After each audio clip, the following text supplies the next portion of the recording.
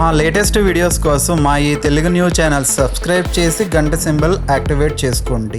ఈ నెల 19 మార్గశిర అమావాస్య శుక్రవారం. ఈ అమావాస్య శుక్రవారంతో కలిసి వచ్చింది కనుక దీనినే శుక్ర అమావాస్య అని అంటారు. అంతేకాదు 2025లో ఆఖరి అమావాస్య కూడా ఇదే.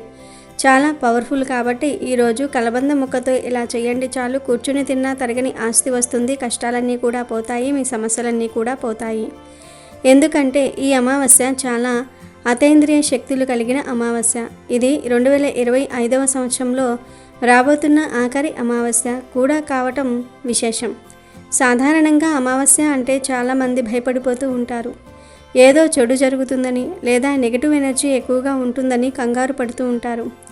కానీ శాస్త్రం ప్రకారం కొన్ని అమావాస్యలు సిరి సంపదలను ఇచ్చేవిగా ఉంటాయి. అందులోనూ ఈ అమావాస్య అంటే సాక్షాత్తు ఆ లక్ష్మీదేవికి ఎంతో ఇష్టమైన రోజు. విష్ణుమూర్తికి అత్యంత ప్రీతిపాత్రమైన మాసం ఈ మార్గశిర మాసం. అందుకే ఈ మాసంలో వచ్చే అమావాస్య నాడు లక్ష్మీదేవి భూమి మీద సంచరిస్తుందని, ఎవరైతే భక్తి శ్రద్ధలతో తనను ఆరాధిస్తారో వారి ఇంట సిరి సంపదలు కురిపిస్తుందని మన పురాణాలు చెప్తూ ఉన్నాయి. ముఖ్యంగా ఈరోజు మన ఇంటి పెరట్లో ఉండే కలబంద మొక్కతో లేదా బయట నుండి తెచ్చిన కలబంద మొక్కతో చిన్న పరిహారం చేస్తే మీ జాతకమే మారిపోతుంది. తరతరాలు కూర్చుని తిన్నా తరగని ఆస్తి మీ సొంతమవుతుంది.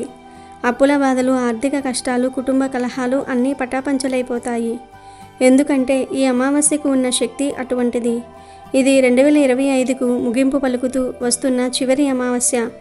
అంటే ఈ సంవత్సరంలో మనం పడిన కష్టాలు, మనకు ఎదురైన ఈతి బాధలు అన్నీ ఈ అమావాస్యతో పోవాలని, రాబోయే కొత్త సంవత్సరం మనకు అఖండ ఐశ్వర్యాన్ని ఇవ్వాలని కోరుకుంటూ చేసుకునే పర్వదినం ఇది. ఈ అమావాస్య రోజున లక్ష్మీదేవిని పూజించటం ఎంతో శుభప్రదం. మనలో చాలామందికి ఉదయం నుండి సాయంత్రం వరకు పనులతో తీరిక ఉండకపోవచ్చు. ఆఫీసులని, ఇంటి పనులని, పూజలు చేయడానికి సమయం దొరక్కపోవచ్చు. అలాంటి వారు కనీసం ఈ అమావాస్య రోజున సాయంత్రం వేళ అమ్మవారి ఫోటో ముందు లేదా విగ్రహం ముందు స్వచ్ఛమైన ఆవు నెయ్యితో లేదా నువ్వుల నూనెతో దీపం వెలిగించి నమస్కారం చేసుకున్నా చాలు. నెలంతా అమ్మవారిని పూజించిన ఫలితం దక్కుతుంది. అంతేకాదు మార్గశిర మాసంలో లక్ష్మీదేవికి ఇష్టమైన గురువారాల్లో మీరు పూజ చేయటం మిస్ అయి ఉంటే వాటన్నిటి ఫలితం ఈ ఒక్క అమావాస్య రోజు దీపం పెడితే వస్తుంది. అంతటి మహిమగల రోజు ఇది. అమ్మవారి అనుగ్రహం మీ మీద సంపూర్ణంగా ఉంటుంది. అలాగే ఈరోజు తప్పనిసరిగా కలబంద పరిహారం చేసుకోవాలి. అలా చేసుకుంటే మీకుండే దరిద్రాలన్నీ పోతాయి, సమస్యలన్నీ పోతాయి, ధన సంపాదన విపరీతంగా పెరుగుతుంది. కూర్చుని తిన్నా తరగని ఆస్తి వస్తుంది. లక్ష్మీదేవి అనుగ్రహం కూడా లభిస్తుంది. మరి ఇంతకీ ఈ అమావాస్య రోజు కలబంద మొక్కతో ఏం చేయాలి అనే విషయాన్ని ఇప్పుడు మనం ఈ వీడియోలో వివరంగా తెలుసుకుందాం. ఫ్రెండ్స్, ఇంత మంచి విషయాన్ని, ఇంత గొప్ప పరిహారాన్ని తెలుసుకునే ముందు దయచేసి ఈ వీడియోకి ఒక లైక్ కొట్టండి. మీరు చేసే చిన్న లైక్ వల్ల ఈ మంచి విషయం నలుగురికి చేరుతుంది. అలాగే కామెంట్ బాక్స్లో మనస్ఫూర్తిగా శ్రీమాత్రే నమః అని కామెంట్ చేయండి. అమ్మవారి ఆశీస్సులు మనందరికీ కలుగుతాయి. ఇక ఈ అమావాస్య రోజున మనం ఏం చేయాలి, ఏం చేయకూడదు అనే విషయానికి వస్తే, అమావాస్య అనేది చాలా శక్తివంతమైన రోజు కాబట్టి ఈరోజు ఇంట్లో మాంసాహారం వండటం కానీ తినటం కానీ చేయకండి. అలాగే మద్యం సేవించటం, గోల్డ్ కొనటం, తలంటు స్నానాలు చేయటం వంటి పనులు చేయకూడదు. సాధ్యమైనంత వరకు దైవ చింతనలో గడపాలి. ఎవరితోనూ గొడవలు పడకుండా, అబద్ధాలు ఆడకుండా ప్రశాంతంగా ఉండాలి. ఇక ఈ అమావాస్య రోజున మీరు తప్పకుండా చేయవలసిన మరొక చిన్న పని కూడా ఉంది. ఇది మీ ఆరోగ్యాన్ని కాపాడే అద్భుతమైన చిట్కా. మన ఇంటి చుట్టూ ఎన్నో మూగజీవాలు ఉంటాయి. అందులో కుక్కను మనం కాలభైరవ స్వరూపంగా భావిస్తాం. కుక్కలకు మన కంటికి కనిపించని దుష్టశక్తులను పసిగట్టే శక్తి ఉంటుంది.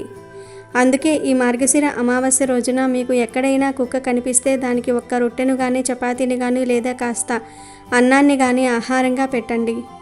అలా పెట్టిన తర్వాత కుక్కకు దండం పెట్టుకోండి. ఇలా చేయటం వల్ల మీకు ఉన్న అనారోగ్య సమస్యలు, దీర్ఘకాలిక వ్యాధులు తగ్గుముఖం పడతాయి. గ్రహదోషాలు ఏమైనా ఉంటే అవి తొలగిపోతాయి. కాలభైరవుడి అనుగ్రహం వల్ల శత్రుబాధలు కూడా తొలగిపోతాయి. కాబట్టి ఈ చిన్న పనిని మాత్రం మర్చిపోకండి. ఇప్పుడు మనం అసలు విషయానికి వెళ్దాం. మన కష్టాలన్నిటినీ తీర్చి మనకు తరగని ఆస్తిని ఇచ్చే ఆ కలబంద పరిహారం గురించి వివరంగా తెలుసుకుందాం. కలబంద గురించి మనందరికీ తెలుసు. దాన్ని మనం ఇంగ్లీష్లో అలోవెరా అంటాం. చాలామంది ఈ కలబంద మొక్కను కేవలం అందం కోసమో, జుట్టు ఒత్తుగా పెరగటం కోసమో లేదా ముఖానికి రాసుకొని ముఖం కాంతివంతంగా మారటం కోసమో వాడుతూ ఉంటారు. ఇంకా కొంతమంది ఆరోగ్యరీత్యా కలబంద జ్యూసు తాగుతూ ఉంటారు. ఇవన్నీ కేవలం కలబందకు ఉన్న భౌతికపరమైన లక్షణాలు మాత్రమే. కానీ ఆధ్యాత్మిక పరంగా, తాంత్రిక పరంగా కలబందకు ఉన్న శక్తి గురించి తెలిస్తే మీరు నిజంగా ఆశ్చర్యపోతారు. కలబంద అనేది సామాన్యమైన మొక్క కాదు. మన పూర్వీకులు, మన ఋషులు ఈ మొక్కలలో సాక్షాత్తు లక్ష్మీదేవి నివాసం ఉంటుందని చెప్పారు. అందుకే దీన్ని సంస్కృతంలో కుమారి అని పిలుస్తూ ఉంటారు. ఎక్కడైతే కలబంద మొక్క ఉంటుందో అక్కడ దరిద్రం అనేది ఉండదు అని శాస్త్రం చెప్తోంది. ముఖ్యంగా ఈ కలియుగంలో మనుషులకు ఒకరి మీద ఒకరికి ఏడుపులు, అసూయలు, ద్వేషాలు బాగా పెరిగిపోతూ ఉంటాయి. నరుడి కంటికి నల్లరాయి కూడా పగిలిపోతుంది అంటారు కదా. ఆ నరఘోషను, నరదృష్టిని, కంటిచూపు ద్వారా వచ్చే నెగిటివ్ ఎనర్జీని లాగేసుకునే అద్భుతమైన శక్తి ఈ ప్రపంచంలో ఒక కలబంద మొక్కకు మాత్రమే ఉంది. అందుకే మీరు గమనిస్తే ఇప్పటికీ పల్లెటూర్లలో ప్రతి ఇంటి గుమ్మం పైన ఒక కలబంద మొక్కను వేలాడదీసి ఉంచుతారు. దానికి నీళ్లు పోయగానే గాలిలో ఉన్న తేమను పీల్చుకుని అది బ్రతుకుతుంది. అదే సమయంలో మన ఇంటి మీద పడే చెడు చూపును కూడా అది పీల్చేసుకుంటుంది. ఈ పరిహారం చేయటం వల్ల మన తలరాత మారుతుంది అనటంలో ఎటువంటి సందేహము లేదు. ఇది చాలా సులభమైన పరిహారం. ఎవరైనా చేసుకోవచ్చు. దీనికి పెద్దగా ఖర్చు కూడా ఉండదు. కానీ దీనివల్ల వచ్చే ఫలితం మాత్రం తరతరాలు కూర్చుని తిన్నా తరగని ఆస్తిని మీకు కట్టబెడుతుంది. అంతటి ఐశ్వర్యాన్ని ఆకర్షించే శక్తి ఈ పరిహారానికి ఉంది. ముందుగా ఈ అమావాస్య రోజున ఉదయాన్నే లేదా సాయంత్రం సమయంలోనైనా సరే మీరు ఒక చిన్న కలబంద మొక్కను సేకరించుకోవాలి. ఇక్కడే చాలామందికి ఒక సందేహం వస్తుంది, కలబంద ఆకును తీసుకుని వస్తే సరిపోతుందా అని.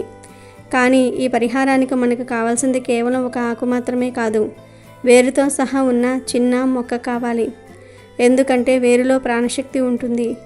ఆ ప్రాణశక్తి ఉన్నప్పుడే అది నెగిటివ్ ఎనర్జీని సమర్థవంతంగా లాక్కుంటుంది. కాబట్టి మీ ఇంట్లో కుండీల్లో చిన్న చిన్న పిలకలు వస్తూ ఉంటాయి కదా, వాటిల్లో ఒకదానిని వేరుతో సహా జాగ్రత్తగా పీకండి.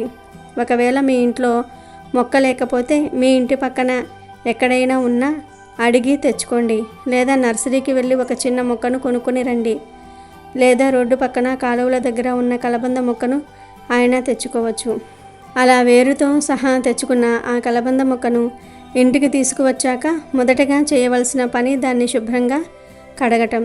దాని వేళ్లకు ఉన్న మట్టిని, ఆకుల మీద ఉన్న దుమ్మును శుభ్రమైన నీటితో కడిగేయండి. మొక్క చూడడానికి పచ్చగా కలకలలాడుతూ ఉండాలి. ఆ తర్వాత ఒక పొడి వస్త్రం తీసుకొని ఆ మొక్కను తుడవండి. ఇప్పుడు ఆ మొక్కను పెట్టడానికి ఒక వెడల్పాటి పళ్ళెం తీసుకోండి. అది స్టీల్ ప్లేట్ అయినా పర్వాలేదు, ఇత్తడిదైనా పర్వాలేదు, రాగిదైనా పర్వాలేదు. ఒకవేళ ఇవేమీ లేకపోతే ఒక విస్తరాకులో అయినా పెట్టవచ్చు. కానీ పళ్ళెం అయితే దాన్ని అటు ఇటు తీసుకువెళ్ళడానికి సౌకర్యంగా ఉంటుంది. ఇప్పుడు ఆ పళ్ళెంలో పెట్టిన కలబంద మొక్క మీద మనం కొన్ని వస్తువులను చేర్చాలి. ఈ వస్తువులన్నీ కూడా లక్ష్మీదేవికి ఇష్టమైనవి మరియు దుష్టశక్తులను తరిమి కొట్టేవే. ముందుగా కుంకుమను తీసుకుని ఆ కలబంద మొక్క ఆకుల మీద 5 బొట్లు పెట్టాలి. మనం ఏ శుభకార్యం చేసినా, ఏ పూజ చేసినా కుంకుమ లేకుండా అది పూర్తి కాదు. కుంకుమ సౌభాగ్యానికి ప్రతీక. అందుకే అమ్మవారిని మనసులో తలుచుకుంటూ, తల్లి మా కష్టాలన్నీ తీరిపోవాలి అని కోరుకుంటూ భక్తిగా 5 బొట్లు పెట్టండి. ఆ తర్వాత ఆ పళ్ళెంలో కలబంద మొక్క చుట్టూ కొద్దిగా పసుపును చల్లండి. పసుపు గురించి మనం ప్రత్యేకంగా చెప్పుకోవాల్సిన పని లేదు. అది క్రిమి సంహారిణి మాత్రమే కాదు, అత్యంత మంగళకరమైన వస్తువు. ఎక్కడ పసుపు ఉంటుందో అక్కడ లక్ష్మీదేవి ఉంటుంది. అంతేకాదు పసుపుకు నెగిటివ్ ఎనర్జీని ఆపే శక్తి ఉంటుంది. అందుకే ఇంటి గడపలకు పసుపు రాసుకుంటూ ఉంటాం. ఇప్పుడు ఆ వస్తువు చల్లిన తర్వాత ఆ పళ్ళెంలో 2 చిన్న దాల్చిన చెక్క ముక్కలను వేయాలి. మీరు వినే ఉంటారు, దాల్చిన చెక్క అనేది కేవలం వంటల్లో రుచి కోసం వాడే మసాలా దినుసు మాత్రమే కాదు, ధన ఆకర్షణ శక్తి దాల్చిన చెక్కకు చాలా ఎక్కువ. జ్యోతిష్య శాస్త్రం ప్రకారం దాల్చిన చెక్క శుక్రగ్రహానికి సంబంధించినది. శుక్రుడు అంటేనే ఎలర్జీ, డబ్బు, భోగభాగ్యాలు. కాబట్టి ఎప్పుడైతే మనం కలబందతో పాటు దాల్చిన చెక్కను వాడుతూ ఉన్నామో అది డబ్బును అయస్కాంతంలాగా ఆకర్షించేస్తుంది. ఆ తర్వాత మనం చేయాల్సింది 2 వేప ఆకులు. వేప చెట్టు అంటే సాక్షాత్తు పరాశక్తి స్వరూపం. గ్రామదేవతలు వేప చెట్టులోనే కొలువై ఉంటారు. వేపగాలి తగిలితేనే రోగాలు నయమవుతూ ఉంటాయి అంటూ ఉంటారు మన పెద్దలు. అటువంటి వేపాకులను ఈ పరిహారంలో వాడటం వల్ల మీ ఇంటికి పట్టిన ఎటువంటి చీడ అయినా సరే వదిలిపోతుంది. ఎవరో చేసిన ప్రయోగాలు కానీ, దిష్టి దోషాలు కానీ, శత్రువుల బాధలు కానీ ఏమైనా ఉంటే ఈ వేపాకు శక్తి వల్ల అవన్నీ పటాపంచలైపోతాయి. ఆ తర్వాత ఆ పళ్ళెంలో 2 యాలకులను కూడా వేయాలి. యాలకులు సుగంధ ద్రవ్యాలు. లక్ష్మీదేవి సుగంధ ప్రియురాలు. ఎక్కడి నుంచి వాసన వస్తుందో అక్కడ అమ్మవారు ఉండడానికి ఇష్టపడుతూ ఉంటుంది. అంతేకాదు యాలకులు రాజభోగానికి సంకేతం. మన జీవితంలో సుఖ సంతోషాలు పెరగాలన్నా, భార్యాభర్తల మధ్య అన్యోన్యత పెరగాలన్నా యాలకులు ఎంతో ఉపయోగపడుతూ ఉంటాయి. కలబంద, పసుపు, కుంకుమ, దాల్చిన చెక్క, వేప ఆకులు, యాలకులు ఇవన్నీ ఒకే పళ్ళెంలో చేరాయి. ఇవన్నీ కాలిస్తే ఎంతటి పాజిటివ్ ఎనర్జీ తయారవుతుందో మీరే ఊహించుకోండి. ఇప్పుడు చివరిగా వీటన్నిటిపైన 2 కర్పూర బిళ్ళలను పెట్టండి. ముద్ద కర్పూరం అయితే ఇంకా మంచిది, లేదంటే సాధారణ కర్పూరం బిళ్ళలైనా పర్వాలేదు. ఈ పరిహారాన్ని ఈ అమావాస్య రోజు సాయంత్రం సూర్యాస్తమమైన తర్వాత చీకటి పడ్డాక చేయటం శ్రేష్టం. అంటే పగటిపూటే కలబంద మొక్కను పీకి తెచ్చుకొని చీకటి పడ్డాక ఈ పరిహారం స్టార్ట్ చేస్తే సరిపోతుంది. ఇంకా చెప్పాలంటే రాత్రి అందరూ భోజనాలు చేసి పడుకునే ముందు చేస్తే మరీ మంచిది. ఆ సమయంలో వాతావరణం ప్రశాంతంగా ఉంటుంది. మీ సంకల్పం బలంగా పనిచేస్తుంది. ఇప్పుడు ఆ సిద్ధం చేసుకున్న ప్లేట్ను మీ 2 చేతులతో పట్టుకుని మీ ఇంటి మెయిన్ డోర్ దగ్గరకు, అంటే సింహద్వారం దగ్గరకు వెళ్ళండి. గుమ్మం లోపల పీల్చుకొని ముఖం బయట వైపుకు పెట్టి మీ చేతిలో ఉన్న ప్లేట్ను, కర్పూరాన్ని ఒక అగ్గిపుల్లతో వెలిగించండి. కర్పూరం వెలుగుతూ ఉండగా వచ్చే ఆ జ్వాలను చూస్తూ మీ ఇష్టదైవాన్ని ప్రార్థించండి. ఆ తర్వాత ఆ ప్లేట్తో మీ ఇంటి గుమ్మానికి, అలాగే మీ ఇంటి లోపల ఉన్న కుటుంబ సభ్యులందరికీ దిష్టి తీసినట్లుగా తిప్పాలి. ఎలా తిప్పాలి అంటే సవ్య దిశలో, అంటే గడియారం ముళ్ళు తిరిగే దిశలో 3 సార్లు తిప్పండి. తిప్పుతున్నప్పుడు మనసులో గట్టిగా కోరుకోండి, నా ఇంటికి పట్టిన దరిద్రమంతా ఈ మంటలో కాలిపోవాలి. నాకు ఉన్న అప్పుల బాధలు తీరిపోవాలి. నా పిల్లల చదువుల్లో ఉన్న ఆటంకాలు పోవాలి. అనారోగ్య సమస్యలు మటుమాయం అవ్వాలి. నా ఇల్లు సిరి సంపదలతో తులతూగాలి అని బలంగా సంకల్పించుకోండి. మీ సంకల్పంలో ఎంత బలం ఉంటే ఫలితం అంత త్వరగా వస్తుంది. ఇలా దిష్టి తీయటం పూర్తయిన తర్వాత ఆ కర్పూరం ఇంకా వెలుగుతూ ఉండగానే, లేదా ఆగిపోయిన తర్వాత అయినా సరే ఆ ప్లేట్ను తీసుకుని వెళ్ళి మీ ఇంటి గుమ్మం బయట ఒక పక్కగా పెట్టేయాలి. మీ ఇంటికి గేటు ఉంటే గేటు లోపలే, కానీ గుమ్మం బయట ఒక మూలగా పెట్టండి. అపార్ట్మెంట్లో ఉండేవాళ్ళు అయితే మీ గుమ్మం బయట ఎవరికీ కాళ్లకు తగలకుండా, ఎవరికీ ఇబ్బంది లేకుండా గోడకి ఆనుకొని ఒక పక్కగా పెట్టండి. ఆ రాత్రంతా ఆ ప్లేటు అక్కడే ఉండాలి. ఎందుకు బయట పెట్టాలి అంటే కలబందకు మనం వేసిన ఆ వస్తువులకు ఉన్న శక్తి వల్ల అమావాస్య రాత్రి తిరిగే ఎటువంటి దుష్టశక్తులు మీ ఇంటి దరిదాపుల్లోనికి కూడా రాకుండా అవి అడ్డుకుంటాయి. మీ ఇంటి మీద ఉన్న నరఘోషను, నరదృష్టిని ఆ కలబంద రాత్రంతే పీల్చేసుకుంటుంది. ఒక రకంగా చెప్పాలంటే అది మీ ఇంటికి ఆ రాత్రి ఒక రక్షణ కవచంలా పనిచేస్తుంది. మనం పడుకున్నా సరే ఆ కలబంద మన ఇంటికి కాపలా కాస్తుంది. ఇక మరునాడు ఉదయం, అంటే అమావాస్య వెళ్ళిపోయిన తర్వాత రోజు మీరు నిద్రలేచి తలస్నానం లేదా సాధారణ స్నానం చేసిన తర్వాత ఆ ప్లేట్ దగ్గరికి వెళ్ళండి. అప్పటికే ఆ కలబంద మీ ఇంటికి ఉన్న చెడునంతా కూడా లాగేసుకుని ఉంటుంది. ఆ ప్లేట్లో ఉన్న వస్తువులను మనం డిస్పోజ్ చేయాలి. ఆ ప్లేట్లో ఉన్న కలబంద ముక్కను, కాలిపోయిన కర్పూరం తాలూకు బూడిదను, కాల్చిన చెక్క ముక్కలను, వేపాకులను, యాలకులను ఇలా ప్లేట్లో ఉన్న వాటన్నిటినీ తీసి ఒక ప్లాస్టిక్ కవర్లో కానీ లేదా ఒక పేపర్లో కానీ వేయండి. ఇక్కడ ఒక ముఖ్యమైన విషయం గుర్తుంచుకోవాలి. వీటిని తీసేటప్పుడు వీలైనంత వరకు మీ చేతులు నేరుగా వాటికి తగలకుండా చూసుకోండి. లేదా తీసిన వెంటనే చేతులు శుభ్రంగా కడుక్కోవాలి. ఎందుకంటే వాటిలో ఇప్పుడు నెగిటివ్ ఎనర్జీ నిండి ఉంటుంది. ఆ వస్తువులన్నిటినీ కవర్లో మూట కట్టిన తర్వాత దాన్ని తీసుకుని వెళ్ళి ఎవరూ తొక్కని ప్రదేశంలో పడేయాలి. ఎక్కడైనా చెట్ల పొదల్లో కానీ, నిర్మానుష్య ప్రదేశంలో కానీ, లేదా పారే నీటిలో కానీ వేయవచ్చు.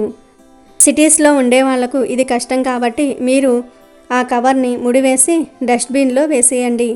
కానీ ఆ డస్ట్బిన్ని ఎక్కువసేపు ఇంట్లో ఉంచకుండా వెంటనే బయట ఉండే మున్సిపాలిటీ చెత్త కుండీలో కానీ, చెత్త బండికి కానీ ఇచ్చేయండి.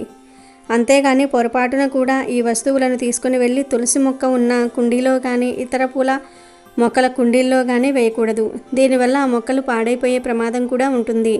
ఆ తర్వాత మీరు ఇంటి లోపలికి వెళ్ళి కాళ్ళు చేతులు ముఖం శుభ్రంగా కడుక్కోండి. వీలైతే కొంచెం గోమూత్రం కానీ, పసుపు నీళ్లు కానీ ఇంటి గుమ్మం బయట చల్లుకుంటే ఇంకా మంచిది.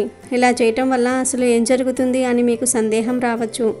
ఎప్పుడైతే మనం కలబందతో దిష్టి తీసి బయటపడేశామో మన ఇంటి మీద, మన కుటుంబ సభ్యుల మీద ఎప్పటి నుండో పేరుకుపోయిన చెడు అంతా కూడా ఒక మురికి బట్టని ఉతికితే మురికి వదిలిపోయినట్లుగా వదిలిపోతుంది. మన కంటికి కనిపించని ఎన్నో అడ్డంకులు తొలగిపోతాయి. ఇంట్లో ఉన్న నెగిటివ్ వైబ్రేషన్స్ ఎప్పుడైతే పోతాయో ఆటోమేటిక్గా పాజిటివ్ ఎనర్జీ ఇంట్లోకి ప్రవేశిస్తుంది. లక్ష్మీదేవి ఆగమనానికి మార్గం సుగమం అవుతుంది. ఇప్పటి వరకు ఇంట్లో కారణం లేకుండా జరిగే గొడవలు తగ్గుముఖం పడతాయి. భార్యాభర్తల మధ్య సఖ్యత పెరుగుతుంది. పిల్లలు చదువు మీద శ్రద్ధ పెడతారు. ముఖ్యంగా ఆర్థికపరమైన మార్పులు స్పష్టంగా కనిపిస్తాయి. చాలా కాలంగా నిలిచిపోయిన పనులు చకచకా పూర్తవుతాయి. వ్యాపారస్తులకు లాభాలు రావటం మొదలవుతూ ఉంటాయి. ఉద్యోగస్తులకు ప్రమోషన్లు రావటం, జీతాలు పెరగటం వంటి శుభవార్తలు వింటారు. అన్నిటికంటే ముఖ్యంగా అప్పులు తీరే మార్గాలు మీకు కనిపిస్తాయి.